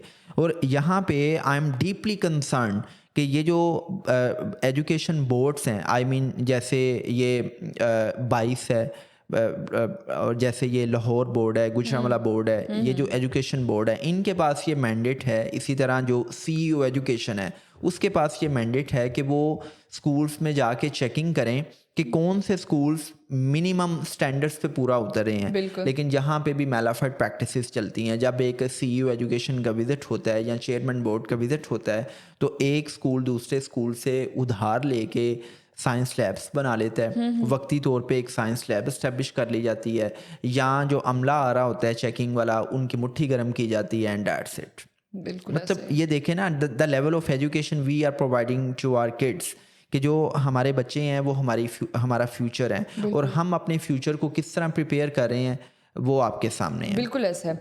अच्छा सर, यासिर देखें, एक तो बच्चों के ऊपर स्कूल का टॉर्चर होता है कि स्कूल में टीचर्स का बहुत रोब होता है, फिर एक आ जाती है पीटीएम। बच्चों के लिए बहुत स्ट्रेसफुल चीज़ होती है कि पेरेंट्स जाएंगे, हमारी उनके सामने भी तस्दील की जाएगी, उनके सामने भी हमारा इमेज ख़राब किया जाएगा, बजाय इसके कि टीचर्स खुद को ठीक करें, वो पीटीएम्स में बच्चों को जलील करते हैं। तो इस पर आप क्या कहेंगे? अच्छा देखें, पीटीएम तो बात की कहानी होती है ना, पेरेंट्स टीचर्स मीटिंग। बिल्कुल उस कहानी से पहले हम आते हैं एग्ज़ाम्स की तरफ। एग्ज़ाम्स भी होते हैं कि नहीं होते? बिल्कुल। अच्छा देखें जवेरिया, मुझे एक बात बताएं, क्या ये जुल्म नहीं है कि आप pre nursery, nursery, prep class के बच्चे का पेपर ले रहे हैं? जुल्म तो है। आप ग्रेड 1 के बच्चे का पेपर ले रहे हैं और फिर आप पोजीशंस अनाउंस कर रहे आप हैं देखें कि ना, ये बच्चा फर्स्ट पोजीशन पे है, ये सेकंड पे है, ये थर्ड पे है। मैं पिछले दिनों ना सोशल मीडिया यूज़ कर रहा था, तो मैंने एक मीम पढ़ी कि आजकल प्राइवेट स्कूल्स के या गवर्नमेंट स्कूल्स के नताइज का ऐलान हुआ चाहता है, और एक क्लास में 50 बच्चे होंगे, 25 बच्चे पहली पोजीशन लेंगे, 20 बच्चे दूसरी पोजीशन लेंगे, और बाकी के बच्चे तीसरी पोजीशन लेंगे, और हर बच्चे के गले में एक मेडल डाल दिया जाएगा। टीचर्स भी खुश, स्कूल भी खुश, और बच्चे भी खुश। और फिर मैं ऐसे स्कूल्स को भी जानता हूँ कि जो बाकायदा ड्यूरिंग एग्ज़ाम्स अपने बच्चों को खुद चीटिंग करवाते हैं ताकि उनके बच्चे अच्छे से परफॉर्म कर सकें, और चूँकि वो सारी की सारी एक रिज़ल्ट की फ़ाइल घर में जानी होती है ताकि माँ बाप को भी पता चले कि हमारा बच्चा मैं कितना यही लायक बात फाइल करने है। लगी थी आपको कि कंपटीशन बच्चों में डेवलप करते हैं, पर उस कंपटीशन का क्या फ़ायदा, एग्जाम्स का क्या फ़ायदा जब आपने उनको खुद ही पास कर देना है? देखें जवेरिया, वो चर्चिल ये कहता है कि एक टीचर जब क्लास में पढ़ाती है और पढ़ाने के बाद अगर उसको एग्ज़ाम लेना पड़ता है, तो इसका मतलब है कि हमें उस टीचर की काबिलियत पर शक करना चाहिए, क्योंकि जब आपने एक चीज़ पढ़ा ली है तो आपको स्टूडेंट्स के साथ इंटरेक्शन से आइडिया हो जाता है कि Exactly. लर्निंग कितनी हुई है। बिल्कुल ऐसे ही लेकिन अगर आपको लर्निंग की कैपेसिटी चेक करने के लिए एक बच्चे का एग्ज़ाम लेना पड़ रहा है तो आप एक काबिल टीचर नहीं हैं। अब मैं इस बात को ग्लोबल पर्सपेक्टिव में डिस्कस करता हूँ कि दुनिया के बेस्ट एजुकेशन सिस्टम जिसमें फ़िनलैंड है, Japan, China, USA, Netherland, Denmark, Norway, Sweden और यूएई, वहाँ पे कोई भी स्टैंडर्डाइज्ड एग्ज़ाम सिस्टम नहीं है। लेकिन यहाँ पे आप प्री नर्सरी, नर्सरी के बच्चे से भी एग्ज़ाम ले रहे हैं, फिर उसको एक रिपोर्ट कार्ड दिया जाता है, और फिर उन रिपोर्ट कार्ड्स में बहुत से बच्चों को फ़ेल कर दिया जाता है। मैं ये कहता हूँ कि दुनिया का वो एजुकेशन सिस्टम जो आपके बच्चे को फेल डिक्लेयर करता है वो खुद फेलियर है। दुनिया का कोई भी एजुकेशन सिस्टम, दुनिया का कोई भी स्कूल अगर आपके बच्चे को फेल डिक्लेयर कर रहा है तो उसकी अंडरस्टैंडिंग ही नहीं है कि दुनिया में कोई भी बच्चा फेल नहीं होता। बिल्कुल। फेलियर किसी चीज़ का नाम नहीं है। इस हवाले से वो सैंडी नोर की बड़ी अच्छी किताब है, स्टार्टअप नेशन, जो उसने ज्यूस के बारे में लिखी है, इसराइल के बारे में लिखी है कि इजराइली किस तरह world economy, world media, world politics को कंट्रोल करते हैं। तो उसमें उसने जहाँ पर बहुत से फैक्टर्स बताए हैं वहाँ पे उसने इसराइलियों की 3F पॉलिसी को एक्सप्लेन किया है कि किस तरह उनके एजुकेशन सिस्टम में 3F पॉलिसी को प्रमोट किया जाता है, कि वो ये कहते हैं कि वो बच्चा उस वक्त तक कामयाब ही नहीं हो सकता जो बच्चा फेल नहीं होता। वो कहते हैं फेल फॉरवर्ड, फेल फास्ट, कि जब तक आपकी एकेडमिक बैकग्राउंड में, आपके एकेडमिक करियर में कोई 15 से 20 फेलियर्स नहीं होंगे, आप कामयाब नहीं हो सकते। ऐसा ही है। जब तक आप प्रोफेशनल लाइफ में फेलियर्स को फेस नहीं करते, आप कुछ बड़ा कर नहीं सकते। लेकिन यहाँ पे हम एक छोटी क्लास के बच्चे को फेल डिक्लेयर करते हैं, और हम पीटीएम पे माँ बाप को इनवाइट करते हैं, और हम एक साइड पे बच्चे को बिठाते हैं, दूसरी साइड पर हम माँ बाप को बिठाते हैं, और हम कहते हैं कि जी आपका बच्चा तो इंतहाई नालायक है, इंतहाई निकम्मा है। हम कंपैरेटिव माइंडसेट के साथ हम मुआसरा करते हैं कि इसकी क्लास में फ़लाँ बच्चा है, उसने A+ ग्रेड लिया है, और ये देखें आपका बच्चा तो फेल हो गया है, इसका तो बिहेवियर ठीक नहीं है, ऐसा ही है। ये तो बहुत शरारतें करता है क्लास में, ये तो एक जगह पर टिक के बैठता नहीं है। और माँ बाप भी क्या करते हैं कि टीचर की बात सुन के गुगू घोड़ा बन के या तो वो नोटिंग कर रहे होते हैं, या टीचर्स के सामने, दीगर लोगों के सामने अपने बच्चे को ह्यूमिलिएट करते हैं कि तुम बहुत शरारती हो, तुम्हें मैं कहती भी थी पढ़ा करो, तुम्हारी तो मतलब खेल से तुम्हें फुर्सत नहीं मिलती, बिल्कुल। तुम तो हर वक्त शरारतें करते हो, तुम घर जाओ मैं तुम्हें पूछती हूँ। मतलब आप बच्चे को फेल डिक्लेयर कर रहे हैं, और जब एक बच्चा ये सुनता है कि मैं फेल हो गया हूँ तो उस बच्चे की जो सेल्फ इस्टीम है, उसका जो सेल्फ इमेज है, वो कितना डैमेज होता है। वो बच्चा ज़िंदगी में ग्रो नहीं करता, वो बच्चा नया इनिशिएटिव लेने से घबराता है। क्यों? क्योंकि उसके जहन में ये होता है कि मैं कुछ नया करूँगा, मैं फेल हो जाऊँगा, मुझे दूसरों की तजलील का सामना करना पड़ेगा। एग्जैक्टली। तो वो बच्चा कोशिश करना छोड़ देता है। सो मैं ये कहता हूँ कि भाई खुदा के लिए आप इन नंबरों की रेस से निकलें, आप ग्रेडिंग सिस्टम से निकलें। यहाँ पे मैंने दुनिया के बेस्ट एजुकेशन सिस्टम फिनलैंड को डिस्कस किया है। So let me share the most important characteristics of the Finland education system के। पहली बात तो ये है कि वहाँ पे हफ्ते में 5 दिन क्लास होती है और रोज़ 4 घंटे की क्लास होगी। टोटल एक हफ्ते में 20 घंटे बच्चों को पढ़ाया जाएगा। और एक दिन में अगर 4 घंटे की क्लास हो रही है तो हर पीरियड के बाद बच्चे को 15 मिनट की ब्रेक मिलती है। बच्चे को मौका मिलता है कि वो खुले आसमान तले कुछ ना कुछ एक्टिविटीज़ कर सके। Exactly. वहाँ पे बच्चों को एक्सपीरियंशियल लर्निंग करवाई जाती है। वहाँ पे बच्चों को हैंड्स ऑन एक्सपीरियंस दिए जाते हैं। जैसे IB स्कूल सिस्टम में जो मोस्ट इम्पॉर्टेंट चीज़ है कि वो बच्चे की problem solving abilities, creativity and innovation को डेवलप करते हैं। कि लेट्स से कि अगर केव का जिक्र हो रहा है तो वो बच्चों को ओरिजिनली दिखाएंगे कि केव क्या होती है। अगर मोटर इंजन का लेसन पढ़ाया जा रहा है तो वो बच्चों को दिखाया जाएगा कि ये मोटर इंजन क्या होता है और बच्चे खुद ही उस इंजन को खोलेंगे, Practical work ज़्यादा है। असेंबल करेंगे, हैंड्स ऑन एक्सपीरियंस दिए जाते हैं। राइट। अगर बात हो रही है पार्लियामेंट्री सिस्टम की तो बच्चों को पार्लियामेंट हाउस का विजिट करवाया जाएगा। अगर बात हो रही है जी कि ये पोस्टमैन का क्या रोल होता है तो बच्चों को एक पोस्टमैन से मिलवाया जाएगा, उस डिपार्टमेंट में बच्चों को विजिट करवाया जाएगा। अगर बात हो रही है हॉस्पिटल की तो बच्चों को हॉस्पिटल विजिट करवाया जाएगा। तो जो IB स्कूल सिस्टम है वहाँ पे बच्चों को हैंड्स ऑन लर्निंग करवाई जाती है। बच्चे अपने एक्सपीरियंस से सीखते हैं। राइट। अच्छा, फिर जो फिनलैंड का एजुकेशन सिस्टम है उसकी एक बड़ी खास हैसियत ये है कि वहाँ पे 16 साल तालीम तक कोई भी एग्ज़ाम नहीं लिया जाता। वहाँ पे कोई ग्रेडिंग सिस्टम नहीं है। वहाँ पे बच्चे का एक पोर्टफोलियो बनाया जाता है और उस पोर्टफोलियो में बच्चे की इंडिविजुअलिटी को एक्सेप्ट करते हुए उसकी पर्सनैलिटी के अच्छे एरियाज़ को और उसकी पर्सनैलिटी के ग्रे एरियाज़ को डिफ़ाइन किया जाता है। उसके टैलेंट को, उसकी जो पर्सनैलिटी टाइप है उसको डिफ़ाइन किया जाता है और हर बच्चे की इंडिविजुअलिटी को एक्सेप्ट करते हुए टीचर उसके लर्निंग स्टाइल को देखते हुए उसको लर्न करवाती है। वहाँ का जो मोस्ट इम्पॉर्टेंट कैरेक्टरिस्टिक है वो मुझे बहुत पसंद है कि वहाँ पे जज बनना आसान है, पॉलिटिशियन बनना आसान है, ब्यूरोक्रेट बनना आसान है, लेकिन सबसे मुश्किल प्रोफेशन जिसको आप वहाँ पे चूज़ कर सकते हैं वो है टीचिंग। वहाँ पर एक टीचर को टीचर बनने के लिए कम से कम 5 लैंग्वेजेस आनी चाहिए। वहाँ पे टीचर बनने के लिए बाकायदा आपके पास लाइसेंस होना चाहिए। Last but not the least कि वहाँ पर आप 7 साल से पहले अपने बच्चे को स्कूल ही नहीं भेज सकते। सर यासिर, हमारी कंट्री में तो ऐसे है कि बच्चा 3 साल में जाता है तो उसको फ़ौरन स्कूल भेज देते हैं। क्यों? क्योंकि सुनने में आता है जी हम नहीं चाहते ये घर से बाहर जाके गलत कंपनी में फिरें या गलत अल्फाज सीखें या बुरी हरकतों में पढ़ें, और ये बहुत इंटेलिजेंट है तो हम इनकी इंटेलिजेंस को वेस्ट नहीं करना चाहते और हम इनको स्कूल भेज देते हैं। जी बिल्कुल। ये जो मैंने अपनी टॉक के आगाज़ में कहा था ना कि दुनिया की बेस्ट लर्निंग घर पे होती है, दुनिया का बेस्ट करिकुलम, दुनिया की बेस्ट टेक्स्ट बुक जो है वो आपका घर है। जी।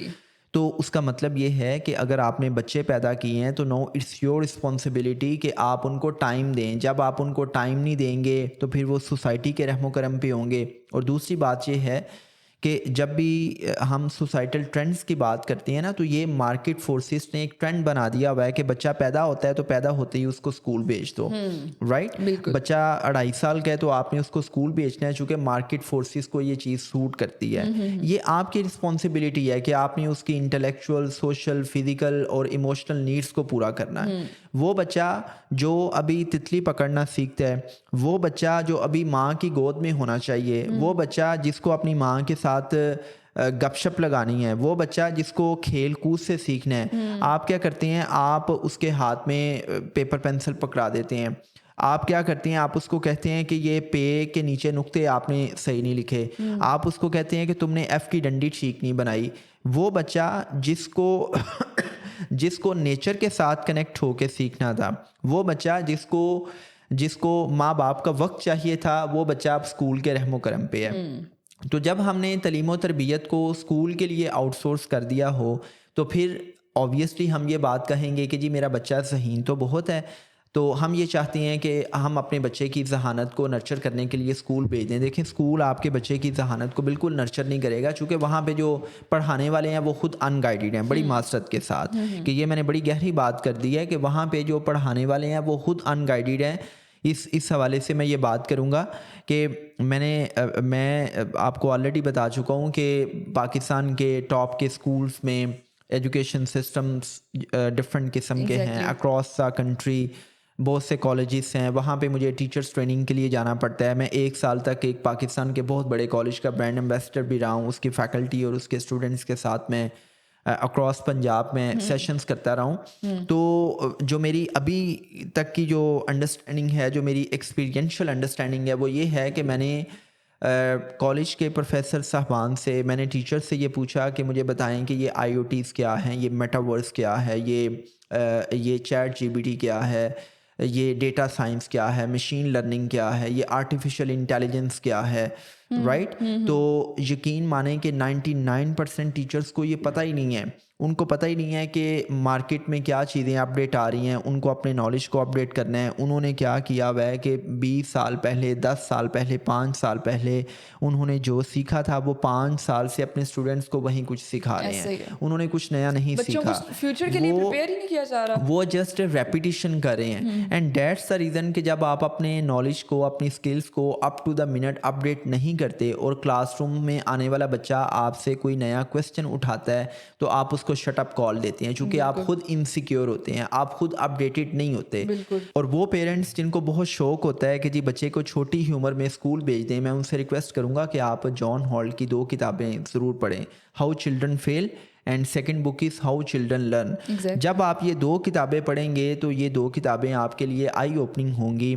इन 2 किताबों को पढ़ने के बाद आपको पता चलेगा कि आप कितना बड़ा जुल्म करते हैं छोटी सी उम्र में अपने बच्चों को स्कूल भेज के। और स्कूल कोई ऐसी जगह नहीं है कि जहाँ पे बच्चे की कॉग्निटिव फैकल्टीज़ डेवलप हो जाएंगी, आपका बच्चा सुकरात बकरात बन के निकलेगा। आइंस्टाइन, न्यूटन समेत दुनिया के बड़े बड़े जो साइंटिस्ट हैं, उनका ये कहना है कि उनकी जो इंटेलेक्चुअल एबिलिटीज़ हैं, उन इंटेलेक्चुअल एबिलिटीज़ में स्कूल का कोई रोल नहीं है। और मैं बकल्लम खुद कैटेगोरिकली मैं आपके साथ ये बात कर रहा हूँ कि मैंने आज तक जो भी सीखा है, मेरी जितनी भी रिसर्च है, इस सारी की सारी रिसर्च में, लर्निंग में मेरे स्कूल का कोई रोल नहीं है। वहाँ पे जो मेरी ज़िंदगी गुजरी है वो बिल्कुल भी बताने के काबिल नहीं है। वहाँ पे हमने सिर्फ रट्टे लगाए हैं, हमने नंबर लिए हैं, नंबर मैंने बहुत अच्छे लिए हैं, क्योंकि नंबर लेना पाकिस्तानी एजुकेशन सिस्टम में कोई मसला ही नहीं है, कोई बात ही नहीं है। नंबर लेने के लिए 2 ही चीज़ें चाहिए, आपने अपनी मेमोरी स्किल्स को यूटिलाइज करना है और आपके पास पेपर प्रेजेंटेशन होनी चाहिए। क्योंकि जो आपका दिमाग है उसके 2 फंक्शंस हैं। लोअर ऑर्डर फंक्शन क्या है कि ये चीज़ों को मेमोराइज करता है। हायर ऑर्डर फंक्शन क्या है कि ये क्रिएटिव होता है, ये क्रिटिकल थिंकिंग करता है, ये रीजनिंग की तरफ जाता है, ये प्रॉब्लम सॉल्विंग की तरफ जाता है। अब हम अपने स्टूडेंट्स को स्लेव मेंटालिटी की तरफ जब लेके जाते हैं तो हम उनकी मेमोरी स्किल्स को सिर्फ यूज़ करते हैं। एक बच्चा क्या करता है, एक बच्चा खूब रट्टे लगाता है, रट्टे लगाता है, रट्टे लगाता है, रट्टे लगा के अगर उसके पास अच्छी प्रेजेंटेशन स्किल्स हैं तो जो उसने रटा हुआ है वो एग्जामिनेशन डे में क्या करता है, उस सारी की सारी रटी हुई बातों को वॉमिट करता है, वॉमिट करके वो लिखता है अच्छे से और उसके नंबर आ जाते हैं, बोर्ड में टॉप कर लेता है, क्लैपिंग होती है, जी क्या बात है। और अमली ज़िंदगी में आप देखें कि ये जो टॉपर्स हैं इनमें से कितने ऐसे हैं जो साइंटिस्ट हैं, कितने ऐसे हैं जो इंजीनियर्स हैं, कितने ऐसे हैं जो केमिकल साइंटिस्ट हैं, कितने ऐसे हैं जो न्यूक्लियर साइंटिस्ट हैं। अगर आपको कोई बड़ा नाम मिलेगा भी तो ये सारे वो बच्चे होंगे, सारे वो पाकिस्तानी होंगे कि जो बाहर की यूनिवर्सिटी से पढ़ के आए हैं। आपके पाकिस्तान में 2 लोगों को नोबेल इनाम मिला है। एक साइंटिस्ट हैं डॉक्टर अब्दुल सलाम, वो भी बाहर से पढ़े हुए हैं, और दूसरी बड़ी कंट्रोवर्शियल पर्सनैलिटी हैं मलाला यूसुफज़ई, ठीक है, वो वैसे ही बाहर चली गई हैं। तो कितने पाकिस्तानी हैं जिनको नोबेल इनाम मिला है, कितने पाकिस्तानी हैं जो इंटरनेशनल ओलंपिक्स में पार्टिसिपेट करते हैं, कि जहाँ पे आप देखें कि साइंस में, टेक्नोलॉजी में, साइबर सिक्योरिटी में, फिज़िक्स में ओलंपिक्स होते हैं और उसमें दुनिया भर के जो स्टूडेंट्स हैं वो पार्टिसिपेट करते हैं। आपको वहाँ पे इंडियंस नज़र आएंगे, आपको दुनिया की टॉप की यूनिवर्सिटीज़ में आपको इंडियंस नज़र आएंगे, इंडियंस प्रोफेसर्स नज़र आएंगे। आप MIT, Harvard, Oxford, Berkeley, Chicago university में देखें, आपको वहाँ पे इंडियंस प्रोफेसर नज़र आएंगे, आपको वहाँ पे वो फ़लसफ़े पे बात करते हुए नज़र आएंगे, मैथ्स पे बात करते हुए नज़र आएंगे। आपको कोई पाकिस्तानी नज़र नहीं आएगा। इंटरनेशनल ओलंपिक्स में कोई पाकिस्तानी आपको पार्टिसिपेट करता हुआ, कोई प्राइस विन करता हुआ नज़र नहीं आएगा। तो ग्लोबली तो आपकी प्रेजेंस ही नहीं है। आज आप देखें कि आपको इंटरनेशनली इंडियंस जो हैं वो दुनिया के टॉप के इदारों के CEOs नज़र आ रहे हैं। यूट्यूब को देख लें, आप माइक्रोसॉफ्ट को देख लें, आप इसको ये जो गूगल को देख गूगल, लें, बिल्कुल। ठीक है, इसी तरह स्कूल ट्विटर को देख ड्रॉपआउट्स लें। थे खैर ये वो भी। हाँ नहीं, Exactly. स्कूल ड्रॉपआउट्स तो नहीं थे, खुदा मतलब का कि आप नाम ये लें। कह सकते हैं कि किताबी कीड़े नहीं थे। हाँ, सुनने में किताबी यही आया कीड़े था नहीं कि थे। स्कूल ड्रॉपआउट्स थे। बेसिकली जवेरिया मैं बात कर रहा था कि जो स्टैंडर्ड ऑफ एजुकेशन है वो आपका इतना पुअर है कि इंटरनेशनली आप कहीं पे दिखाई नहीं दे रहे। और ये जो आपको सारे दुनिया के टॉप के इदारों में इंडियन CEOs नज़र आ रहे हैं, या तो ये IIT से पढ़े हुए हैं जो एक इंडियन यूनिवर्सिटी है, या ये दुनिया के टॉप के इदारों से पढ़े हुए हैं और उन इदारों में R&D पे इतना फोकस किया जाता है कि अब ये लोग ग्लोबली अपनी सर्विसेज प्रोवाइड कर रहे हैं। बिल्कुल। सो इन अ नटशेल बात हो रही थी उस पे, किस पे बात हो रही थी, हाँ बात हो रही थी बेसिकली कि ये जो माँ बाप छोटी उम्र में अपने बच्चों को स्कूल भेज देते हैं, मैं उनसे रिक्वेस्ट करूँगा कि आप जॉन हॉट की किताबों को पढ़ें तो आपको पता चले कि आप कितना जुल्म करते हैं। यहाँ पे मैं बड़ी इंटरेस्टिंग बात आपके साथ शेयर करता चलूँ कि जॉन हॉट की किताबें जब मार्केट में आईं तो 1971 में ग्रोइंग विदाउट स्कूल्स के नाम से एक तहरीक चली, और उस तहरीक के नतीजा में लाखों अमरीकियों ने अपने बच्चों को स्कूल से उठवा लिया। और फिर एक टर्म इंट्रोड्यूस हुई अनस्कूलिंग, और लेटर ऑन यही टर्म जो है वो होम स्कूलिंग की तरफ चलेगी। और आज आप देखें कि पोस्ट कोविड इरा में होम स्कूलिंग जो है वो बड़ी कॉमन होती जा रही है, और दुनिया के बहुत से कंट्रीज़ में लोगों को अंडरस्टैंडिंग डेवलप हो रही है कि स्कूल वो जगह है कि जहाँ पर एक बच्चे की creativity, innovation, logical thinking, rationality, problem solving abilities nurture होने की बजाय डिमाइस हो जाती हैं, राइट। सो इस पे ना वो जॉन हॉट ने बड़ी अच्छी स्टेटमेंट दी। वो कहते हैं कि जब भी एक बच्चा इस दुनिया में आता है तो वो 1.5 से 2 साल के अंदर बोलना सीख जाता है, और अगर आप पैदाइश के साथ ही इन बच्चों को स्कूल में एडमिशन दिलवा दें और स्कूल में इनको सिखाया जाए कि इन्होंने बोलना सीखना है, तो दुनिया के आधे बच्चे जो है वो गूंगे रह जाएंगे, right. Exactly. So I mean मैं तो बहुत क्रिटिक हूँ मौजूदा एजुकेशन सिस्टम का। अच्छा सर, यासिर देखें, बच्चे स्कूल से पढ़ के स्कूल का बर्डन इतने भारी बैग के साथ सिर्फ वहाँ पर नहीं छोड़ के आते, वो घर भी साथ लेकर आते हैं कि अब आपसे जाके होमवर्क भी करना है। अच्छा, यहाँ पे आपने 2 चीज़ें डिस्कस कर दी हैं, एक तो बैग और दूसरा होमवर्क, और मुझे इन दोनों चीज़ों से सख्त किस्म की नफरत है। मैं ये कहता हूँ ये दोनों चीज़ें भी चाइल्ड अब्यूज़ हैं। इंडियन स्टेट महाराष्ट्र में उनकी मिनिस्ट्री ने ये डिसाइड किया कि जो बच्चे के बैग का वज़न है वो बच्चे के वज़न का सिर्फ 10% होगा।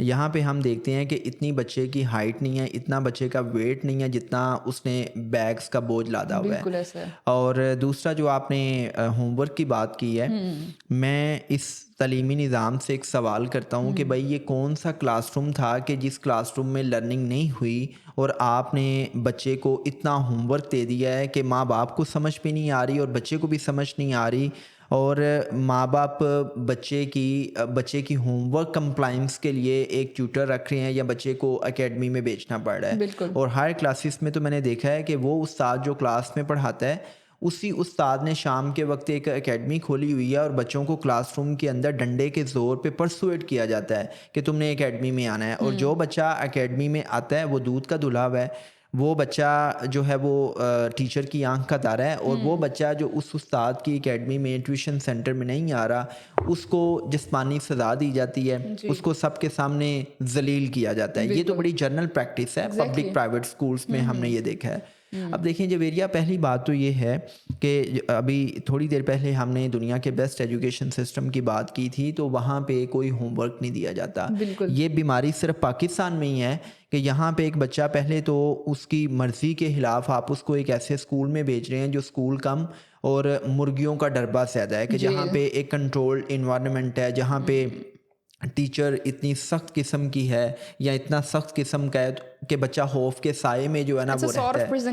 जी it's a sort of prison. Yes, it's a sort of prison. मैं इसको ना इस तरह रिलेट करूंगा, मेरे दिन में अच्छा आपने वो प्रिजन का नाम दे दिया है, प्रिजन का आपने मेटाफोर यूज़ किया। मैं कहता हूँ कि प्रिजन भी शायद बेहतर होती है, क्योंकि मैं प्रिजन डिपार्टमेंट में वो ट्रेनिंग्स देता हूँ। तो एक तो वो बहुत ज़्यादा बड़ी बड़ी होती हैं, वहाँ पे बड़े बड़े लॉन्स होते हैं, वहाँ पे आपको खुले आसमान तले कुछ ना कुछ एक्टिविटी करने का मौका मिलता है। जैसे अमेरिका में जो उनका प्रिजन डिपार्टमेंट है, उसका ये रूल है कि हर अमेरिकी कैदी को 24 घंटे में कम से कम 2 घंटे खुले आसमान तले टाइम गुजारने का मौका मिलता है। आप मुझे ये बताएं कि हमारा एजुकेशन सिस्टम स्टूडेंट्स की रूटीन को इस तरह बना देता है कि एक स्टूडेंट को 24 घंटे में 2 घंटे भी टाइम नहीं मिलता, 1 घंटा भी टाइम नहीं मिलता। डेटा के मुताबिक 67% स्टूडेंट्स ऐसे हैं कि जो 24 घंटे में सूरज की धूप ही नहीं देख पाते। आई मीन कि वो गए हैं और एक डब्बानुमा क्लासरूम में बंद हैं, वहाँ से उन्होंने ऑटो में गाड़ी में बैठना है, घर आना है, घर में ट्यूटर आ जाएगा, कारी साहब आ जाएंगे या वो एकेडमी में चले जाएंगे और फिर वो घर आके मोबाइल यूज़ करेंगे, टीवी देखेंगे, खाना खाएंगे और वो सो जाएंगे। एक रोबोटिक सी लाइफ है जिसमें बच्चे के पास अपने लिए कोई टाइम नहीं है, उसका कोई फ्री टाइम नहीं है कि जिसमें वो अपनी मर्जी से कोई भी एक्टिविटी कर सके। राइट। और लर्निंग होती ही उस वक्त है कि जब बच्चा अपनी मर्जी से कोई भी एक्टिविटी करता है। राइट। अच्छा, बात हो रही थी उस पे होमवर्क पे। सो मुझे ये बताएं कि वो कौन सी ऐसी चीज़ें थी जो आप क्लासरूम में नहीं करवा सके और अब बच्चे ने घर जाके करनी है। अब यहाँ पे 2 चैलेंजेस हैं। पहला चैलेंज ये है कि बच्चे को पता ही नहीं कि उसने उस होमवर्क को कैसे करना है। आई मीन कि आप इतने नालायक और इतने नकम्मे हैं कि आप बच्चे को ये भी नहीं सिखा सके कि जो काम उसने घर में जाके करना है वो कैसे करना है। बिल्कुल। और दूसरी चीज़ ये है कि पेरेंट्स परेशान हैं कि वो जो होमवर्क अगर ना किया तो कल मेरे बच्चे की क्लास में जवाब तलबी होगी। अब डिफरेंट अप्रोचेज हैं। जो अफोर्डिंग हैं वो क्या करते हैं, घर में ट्यूटर लगवा लेते हैं। जो ज़रा कम पैसे अफोर्ड कर सकते हैं वो बच्चे को एकेडमी में भेज देते हैं। जो पेरेंट्स खुद पढ़े लिखे होते हैं वो टाइम निकाल के बच्चे को खुद पढ़ा रहे होते हैं। और जो बेचारे अफोर्डिंग नहीं होते बच्चे फिर मतलब अपनी कोशिश करते हुए ही कुछ ना कुछ कर रहे होते हैं। लेकिन इस सारे के सारे सिनेरियो में बच्चा पिस रहा है। बच्चा कैसे पिस रहा है? अगर वो ट्यूटर के पास जा रहा है तो ट्यूटर भी उसको थप्पड़ रसीद कर रही है और उसको कह रही है कि अभी तुमने मैथ का काम किया है, फिर तुमने इंग्लिश का करना है, फिर तुमने साइंस का करना है, और बच्चे के ऊपर ज़बरदस्ती होमवर्क ठूंसा जा रहा है। इसी तरह अगर वो अम्मा अब्बा के पास पढ़ रहा है तो उस वक्त भी उसको चाइल्ड अब्यूज़ का सामना है। अगर वो किसी एकेडमी में गया है, किसी ट्यूशन सेंटर में गया है, तो वहाँ पे एक सड़ी हुई खतून होगी या कोई सड़ा हुआ टीचर होगा जो बेचारा सारे दिन का थका हारा सताया हुआ होगा, जो मुआशी फ़िक्रों को लेके बैठा हुआ होगा, और वो एकेडमी पढ़ाई इसीलिए रहा है कि उसकी जेब में 4 आने आ जाए। तो वो क्या करता है, उसने कोई 40-50 बच्चे बिठाए हुए हैं और वो सब बच्चों को जो है ना उसने क्या करना है कि जी बस होमवर्क कर दो, ये कर दो। और कई सीनियर्स बच्चे उस जूनियर बच्चे को पढ़ा रहे हैं, या वो अपना गुस्सा अपने बिहेवियर की सूरत में, एग्रेसिव बिहेवियर की सूरत में बच्चे पे निकाल रहा है। इसकी मिसाल ऐसे है, बड़ी इंटरेस्टिंग मिसाल है जवेरिया, कि लेट्स से कि उसामा मुझे इनवाइट करता है अपने घर पे कि सर आपने आना है और आज आपने अफ्तारी मेरे साथ करनी है। अब अफ्तारी का दस्तरखान मेरे सामने लगा हुआ है, राइट। और अफ्तारी के मेन्यू में क्या क्या है, बिरयानी है, कौरमा है, फ्राइड राइस है, चिकन मंचूरियन है, फिर इस तरह नगेट्स हैं, फिर ओके चलें, अच्छा मुझे ज़रा बात करने दें, फिर वो बात टूट जाती है। अच्छा, फिर उसमें मेरी मर्ज़ी की जो है ना वो क्रीम चाट है, फिर उसमें क्या कहते हैं लेमन चाट है, फिर उसमें पकोड़े हैं, समोसे हैं, और क्या है भाई, और बड़ी मज़े की क्रीमी खजूरें हैं, राइट। अच्छा, ये सारा मेन्यू जो है वो मेरे सामने पड़ा हुआ है। अच्छा, मैंने क्या किया कि जैसे ही अफ्तारी हुई तो मैंने खजूरें खाई हैं, तो मेरा दिल कर रहा है कि मैं ना फ्रूट चाट खाऊं, लेमन चाट। अच्छा, मैंने लेमन चाट का एक बाउल लिया है और मैं लेमन चाट के बाद जैसे ही मैं बिरयानी खाने लगा हूं तो उसामा ने मेरा हाथ पकड़ लिया। उसामा ने कहा कि ना सर ना, पहले आप ये चाट का सारा बाउल ख़त्म करेंगे तो फिर आपको बिरयानी मिलेगी। अच्छा, मैंने जैसे तैसे भी है मरवत में आके चाट का सारा बाउल ख़त्म कर लिया है। ओके। उसके बाद मैं बिरयानी खाने लगा हूँ। मैंने लेनी थी थोड़ी सी बिरयानी। क्यों? क्योंकि बिरयानी के बाद मैंने कौरमा भी खाना है, मैंने मंचूरियन भी खाना है, मैंने दूसरी डिशेस पे भी हाथ साफ़ करना है। लेकिन क्या हुआ है कि बिरयानी में थोड़ी सी डाली है, लेकिन उसामा कह रहा है कि ये आपने बिरयानी की पूरी ट्रे खानी है, तब आप जो है वो कौरमे की तरफ जाएंगे, तब आप जो है वो पकौड़ों या समोसों की तरफ जाएंगे। तो मुझे वो ज़बरदस्ती खिलाया जा रहा है। मुझे ये बताएं कि मुझे कितनी ही भूख क्यों ना लगी हो, मेरे सामने कितना ही पसंदीदा मरगूब खाना क्यों ना पड़ा हो, अगर मुझे वो ज़बरदस्ती धौंस के ज़रिए खिलाया जाएगा तो क्या मेरा खाने को दिल करेगा या मैं उस खाने को एंजॉय करूँगा? मैं कभी भी नहीं करूँगा। यही सेम चीज़ अगर हम होमवर्क की तरफ लेके आएँ तो हर रोज़ एक बच्चे के सामने साइंस, इंग्लिश, मैथ की सूरत में एक ऐसा मेन्यू रखा जाता है जो बच्चे को हर सूरत में खाना पड़ता है। और वो टीचर, वो ट्यूटर, वो माँ बाप जो बच्चे को रोज़ बिठाते हैं और उसको ज़बरदस्ती थप्पड़ मार मार के शाउट कर कर के कहते हैं कि ये मैथ का काम मुकम्मल कर लो, फिर साइंस का करो, फिर इंग्लिश का करो, और बच्चे को समझ नहीं आ रही कि उसके साथ हो क्या रहा है। आप बच्चे से होमवर्क करवा लेते हैं, बच्चा हार जाते हैं, बच्चा नफरत करता है, बच्चा कहता है कि ये मैं कहाँ पे फंस गया हूँ। और देखें, मेरी बात याद रखें, आपने बच्चे से राइटिंग तो करवा ली है, लेकिन मुझे ये बताएं कि हमारी पाकिस्तानी सोसाइटी में कितने रिसर्चर्स पैदा हो रहे हैं, हमारी पाकिस्तानी सोसाइटी में कितने अदीब पैदा हो रहे हैं, कितने पोइट्स पैदा हो रहे हैं, कितने राइटर्स पैदा हो रहे हैं, और जो पैदा हो रहे हैं उनकी क्वालिटी क्या है। मसलन आप देखें ना कि शायर अब इस किस्म के देर वाला टाइम के जब हमें नासिर काज़मी, अमजद इस्लाम अमजद और इतने बड़े बड़े शायर हमें मिलते थे, और आज वो वक्त है कि ऐसे शायर हैं कि वो शेर कैसे बोलते हैं कि वो गुजर रहा था और मुझे प्यार हो गया। ठीक है, या मतलब देखें ना कि शेर का कोई वजन ही नहीं है। ठीक है, तो मतलब ये है ना कि क्वालिटी इस किस्म की आ रही है कि आप कौमी सतह पे कोई बड़ा नाम नहीं पैदा कर पा रहे, हमारे पास रोल मॉडल्स ही नहीं है। अनफॉर्चुनेटली सेलिब्रिटी क्राइसिस इतना बड़ा हो चुका है कि अब हमारे रोल मॉडल्स टिकटॉकर्स हैं। वो टिकटॉकर्स के जो एक डांस करके आ रहा है, वो टिकटॉकर के जो एक डिफरेंट अंदाज से चल के आ रहा है, वो टिकटॉकर्स जो अपने गंदे और लंबे बालों को ऐसे ऐसे करके वीडियो बना रहा है, वो टिकटॉकर के जो फाहिश किस्म के गानों पे लिप सिंक कर रहा है, उसके मिलियंस में फॉलोवर हैं, राइट। तो दिस इज़ व्हाट के हम बच्चे को जब ज़बरदस्ती होमवर्क करवाते हैं तो कोई लर्निंग नहीं हो रही। हम समझते हैं जी आज मेरे बच्चे ने होमवर्क कर लिया, अब मैं स्कूल में हूँ। और भाई हमें क्यों समझ नहीं आती कि ये होमवर्क से कोई लर्निंग नहीं होती। लर्निंग होती है बातें करने से। दुनिया का कोई भी काम जिसमें दोस्त धमकी आ जाए, जिसमें आप खौफ के साए में काम करवाएं, वहाँ पे कभी भी लर्निंग नहीं होगी। ठीक है, वहाँ पे आप वो काम तो करवा लेंगे लेकिन वो चीज़ जो है यस वो चीज़ जो है वो आपकी पर्सनैलिटी का हिस्सा नहीं बन पाती, राइट। तो मैं कहता हूँ कि ये जो होमवर्क है ये भी चाइल्ड अब्यूज़ है। ये खुदा के लिए पेरेंट्स अपने बच्चों पे रहम खाएं, छोटे बच्चों पे रहम खाएं, उनको बढ़ने फूलने दें।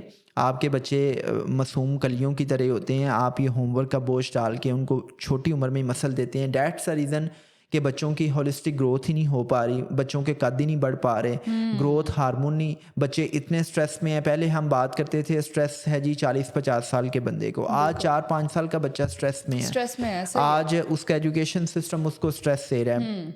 आज माँ बाप का कंपैरेटिव माइंडसेट उसको स्ट्रेस दे रहा है कि जब हम मुआवजा करते हैं कि जी मूसा ने तो पहली पोजीशन ले लिया है, ईसा ने ईसा सिर्फ पास हुआ है, ईसा ने तो A+ ग्रेड ले लिया मैथ में और मूसा जो है वो मैथ में B ग्रेड अच्छा सर यासिर देखें, एक वो भी तो लोग हैं ना जो कि अपने बच्चों की स्कूलिंग अफोर्ड नहीं कर सकते हैं, जो स्ट्रीट स्कूल्स हैं, लोकल स्कूल्स हैं। तो इस तरह के पेरेंट्स के या इस तरह के स्टूडेंट्स के लिए आप क्या कहना चाहेंगे कि ये किस तरह से अपनी एजुकेशन पे फोकस कर सकते हैं? देखें जवेरिया, मैंने अपनी गुफ्तगू में जो स्कूल ऑनर्स थे उनको मैंने बहुत तनकीद का निशाना बनाया, लेकिन मैं उसके साथ साथ यहाँ पे ये भी कहना चाहूँगा कि हमने रियासत के साथ जो एक सोशल कॉन्ट्रैक्ट किया हुआ है, जो इमरानी मुआहदा किया हुआ है कि रियासत हमारी बेसिक ज़रूरियात को पूरा करेगी और बदले में हम रियासत की वफ़ादारी करेंगे। तो अब ये स्टेट की रिस्पॉन्सिबिलिटी है कि वो हर शहरी को तालीम का हक़ दे, बट अनफॉर्चुनेटली स्टेट अपनी रिस्पॉन्सिबिलिटी पूरा करने में नाकाम रही है। पाकिस्तान में इस वक्त 2.5 करोड़ बच्चा ऐसा है जो स्कूल से बाहर है, और जो स्कूल में जाता है उसका भी बेड़ा गर्क हो जाता है। वो बच्चा भी प्रोडक्टिव नहीं है, वो सोसाइटी में कंट्रीब्यूट नहीं कर रहा। आई मीन कि जो 16 साल तालीम लेने वाला बच्चा है वो भी अपने अब्बा की तरफ देख रहा है कि अब्बा ने ही उसको कोई कारोबार स्टार्ट करवा के देना है या कोई वाइट कॉलर जॉब ढूंढ के देनी है, राइट? ऐसा ही वो है। इतना सेल्फ एक्चुअलाइज्ड ही नहीं हुआ कि उसको पता चले कि मेरे लाइफ का विजन क्या है, गोल्स क्या है, मैंने जाना किधर है, मेरा मकसद हयात क्या है, मैंने अपनी लाइफ को मीनिंगफुल अंदाज से कैसे जीना है। कैसे तो जीना है। स्टेट की ये रिस्पॉन्सिबिलिटी थी। स्टेट अपनी रिस्पॉन्सिबिलिटी जब पूरी नहीं करती तो फिर ये मार्केट फोर्सेस मैदान में आती हैं और वो इस गैप को फिल करती हैं, और मार्केट फोर्सेस के मैदान में आने से प्राइवेट इदारे वजूद में आते हैं। प्राइवेट इदारों के हवाले से गो के कुछ रेगुलेटरी बॉडीज़ हैं, लेकिन उनमें इतनी मैलाफाइड प्रैक्टिसेस हैं और फिर हमारी सोशल डायनामिक्स इस किस्म की हैं कि इतनी सोशल क्लासेस हैं, इतना क्लास डिफरेंस है कि आपको प्राइवेट सेक्टर में एक बहुत अच्छा स्कूल भी मिलेगा जहाँ पे कैम्ब्रिज स्टडीज़ पढ़ाई जाती हैं। बिल्कुल। आपको वो स्कूल्स भी मिलेंगे कि जो ए कैटेगरी में आते हैं, बी कैटेगरी में, सी कैटेगरी में, और वो स्कूल्स भी आते हैं कि जहाँ पे एक टीचर को महीने की 2-3 हज़ार सैलरी दी जाती है, जो एक 5 मरले के घर में स्कूल खुला हुआ है, जिसका मालिक जो है उस बेचारे को खुद नहीं पता कि एजुकेशन के ग्रेटर गोल्स क्या हैं, एजुकेशन का मीनिंग क्या है। जहाँ पे जो टीचर्स हैं वो इतनी अनगाइडेड हैं कि या तो वो खुद मैट्रिक पास हैं या अभी वो स्टडीज़ को कंटिन्यू किए हुए हैं, या ऐसी टीचर्स हैं कि जो बेचारी मुआशी प्रॉब्लम्स की वजह से पढ़ा रही हैं, जिनका पैशन नहीं है, बिल्कुल। वो सिर्फ मजबूरी की वजह से पढ़ा रही हैं।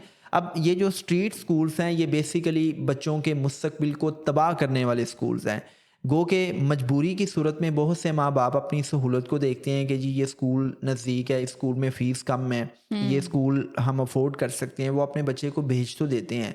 लेकिन मैं ये कहता हूँ कि अगेन कि अगर आपका बच्चा जो है वो झूठ बोलना सीखता है, अगर आपका बच्चा बददियानती करना सीखता है, अगर आपका बच्चा कोई भी गलत काम करना सीखता है, तो क्या आपने उसके लिए उसको कोई करिकुलम डिज़ाइन करके दिया था कि भाई ये बददियानती की किताब है, ये झूठ की किताब है, ये मुनाफिकत की किताब है? क्या इस हवाले से कोई आपने करिकुलम डिज़ाइन किया? नहीं डिज़ाइन किया। Exactly. उसने ये आपसे सीखा है। इसी तरह अगर उसने एक कैरेक्टरफुल इंसान बनना है, उसने सेल्फ एक्चुअलाइजेशन की तरफ जाना है, उसने अपनी इननेट क्रिएटिविटी को नर्चर करना है, उसने क्रिटिकल थिंकिंग को बेहतर करना है, तो वो घर से सीखेगा।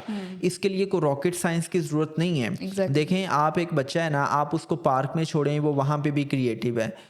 आप उसको रेगिस्तान में छोड़ेंगे, वो वहाँ पे भी कुछ ना कुछ बनाना शुरू कर देगा। बिल्कुल। आप उसको किसी भी जगह पे भेज दें, वो बच्चा कुछ ना कुछ नया करेगा, राइट? इवन अगर वो खाना भी खा रहा है तो खाना खाते हुए भी वो कुछ ऐसा कर रहा है कि जिसमें उसकी क्रिएटिविटी नज़र आ रही है। ऐसा ही है। लेकिन हम क्या करते हैं कि हम जब इन चीज़ों को नहीं समझते और हम समझते हैं कि तालीम और तरबियत तो स्कूल का काम है और हम अपनी ज़िम्मेदारियाँ स्कूल को आउटसोर्स कर देते हैं, बिल्कुल। तो फिर प्रॉब्लम्स स्टार्ट हो जाती ऐसा ही हैं। है। तो अगर आप महंगे स्कूल्स अफोर्ड नहीं कर सकते तो आप ये तो अफोर्ड कर सकते हो ना कि अपने बच्चे के साथ बैठ के बातें कर लो। बिल्कुल, तो बिल्कुल। बातें करना दुनिया की बेस्ट तालीम है, लेकिन उन बातों में 3 चीज़ें नहीं होनी चाहिए। उन बातों में किसी का चुगली खाता ना हो, आप किसी को बुरे Family अंदाज में politics ना डिस्कस हो, ना बिल्कुल। करें।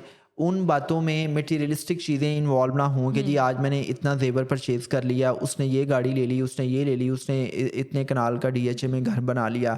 उन बातों में मटेरियलिज्म डिस्कस ना हो, राइट? तो जब आप इस किस्म की बच्चों के साथ रिफ्लेक्टिव कॉन्वर्सेशन करते हैं तो वो दुनिया की बेस्ट लर्निंग है, दुनिया की बेस्ट तालीम है। बाकी ये जो होता है जी नंबरिंग सिखाना बच्चों को लिखना पढ़ना सिखाना, तो ये 7 साल के बाद हो सकता है, और ये कोई सिखाना कोई रॉकेट साइंस नहीं है। मामूली पढ़े लिखे वालिदैन भी ये चीज़ें बच्चों को घर में सिखा सकते हैं। हम ये सारी चीज़ें बच्चों को खुद सिखाते हैं। और बहुत से लोग मुझसे पूछते हैं कि जी आप अपने बच्चों को स्कूल भेजते हैं तो क्यों भेजते हैं? यहाँ पे मेरा ये ज़ाविया नज़र है, और मैं ऐसे तमाम पेरेंट्स जो समझते हैं कि जी ठीक है हमें स्कूल पसंद नहीं है, स्कूल में जो तालीम दी जा रही है वो कोई आउटकम प्रोड्यूस नहीं कर रही, तो इस सारे सिनेरियो में हम क्या करें? मैं उनके लिए कहता हूँ कि भाई ठीक है, आप अपने बच्चे को स्कूल भेजें, चूँकि सिस्टम की कंपल्शंस है ना।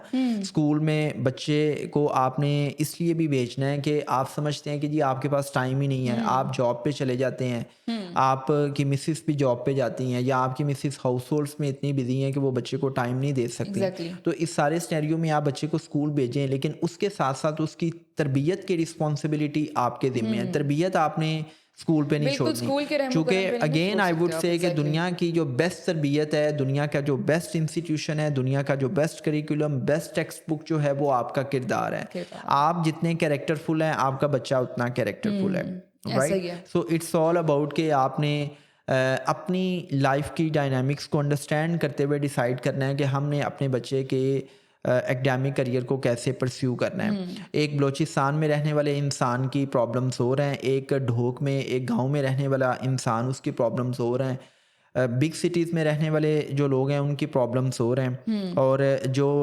पेरिफेरीज हैं, जो बिग सिटीज़ के जो छोटे छोटे ऐसे इलाके जो दूर दराज के इलाके होते हैं, फार फ्लंग एरियाज होते हैं, वहाँ के जो रहने वाले लोग हैं उनके चैलेंजेस हो रहे हैं। तो एग्ज़ैक्टली। आपने अपनी ज़िंदगी के चैलेंजेस को अंडरस्टैंड करते हुए अपने बच्चों की तालीम और तरबियत के बारे में सोचना है, और इस हवाले से हमने एक पॉडकास्ट किया था प्री पेरेंटल काउंसलिंग। तो प्री पेरेंटल काउंसलिंग का मकसद ये भी था कि हमने ये भी सोचना है कि जो इस दुनिया में आने वाला बच्चा है उसकी तालीम और तरबियत हमने कैसे करनी है, हमारे पास बजटिंग क्या है, किस स्कूल में उसने जाना है, कब जाना है, बिल्कुल। उसको कब स्कूल में भेजा सारी जाना चीज़ें प्री चाहिए। प्लान्ड होनी जी चाहिए जी ना? बिल्कुल ऐसे ही है। Thank you so much sir. अब हम अपना पॉडकास्ट क्लोज करेंगे और मेरी तरफ से अल्लाह हाफिज़, और अगर आप कुछ कहना चाहते हैं व्यूअर्स को, यू मोस्ट वेलकम। जी बिल्कुल, मैं अपने व्यूवर्स को ये कहना चाहूँगा कि पहली चीज़ तो ये है कि आप छोटी उम्र में अपने बच्चों को स्कूल मत भेजें। एटलीस्ट 2.5 साल, 3.5 साल के बच्चे को कभी भी आपने स्कूल में नहीं भेजना। दुनिया का best institution, best curriculum, best text book जो है वो आपका अपना कैरेक्टर है, आपकी अपनी पर्सनैलिटी है।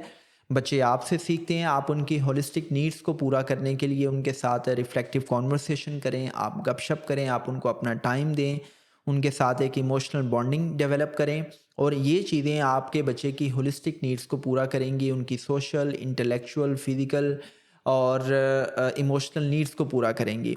सेकेंड थिंग इज़ कि हमने दुनिया के बेस्ट एजुकेशन सिस्टम को डिस्कस किया। It was about Finland.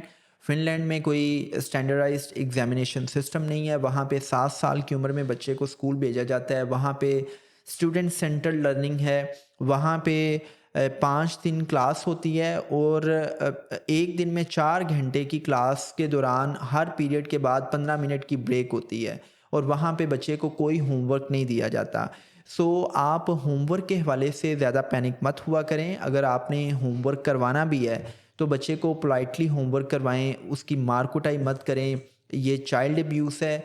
इसी तरह आप ये यकीनी बनाएं कि जिस स्कूल में आप अपने बच्चे को भेज रहे हैं, क्या वहाँ पे लाइब्रेरी है, साइंस लैब्स हैं, क्या वहाँ की टीचर्स इतनी नॉलेजेबल हैं, क्या उनकी क्वालिफ़िकेशंस या एक्सपीरियंशियल लर्निंग इस लेवल की है कि वो आपके बच्चे को अच्छे अंदाज से कोच कर सकें, और उस स्कूल में क्या प्लेग्राउंड है कि जहाँ पर आपके बच्चे को खुले आसमान तले फ़िज़िकल एक्टिविटीज़ करने का मौका मिले।